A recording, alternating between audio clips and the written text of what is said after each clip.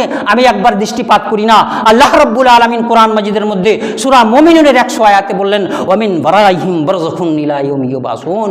তার মধ্যে আর ওই ব্যক্তির মধ্যে, এই পৃথিবীর মধ্যে আর ওই ব্যক্তির মধ্যে যে মারা গেছে তার মধ্যে একটা আড় হয়ে যায়, একটা বর্ডার হয়ে যায়, কিয়ামত পর্যন্ত এই পৃথিবীতে আরও আসতে পারে না।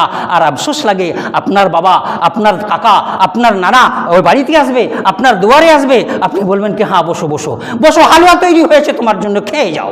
এটা সব ওহিয়াত, আপনার জিনিসটাকে ভক্ষণ করার একটা বিশাল কৌশল। এই কৌশলে আপনি পা দিবেন না। খান, অবশ্যই খান, কেন হালুয়া খাবেন না? হালুয়াতে চিনি থাকে, হালুয়াতে রুটি সুজি থাকে, হালুয়াতে আরও ম্যাটেরিয়ালস থাকে, সব হালাল, খেতে পারেন। কিন্তু হ্যাঁ, সেটাকে উৎসব ভেবে, সেটাকে একটা প্রথা হিসাবে, সেটা একটা শরীয়তি লেভেল দিয়ে কখনোই করবেন না।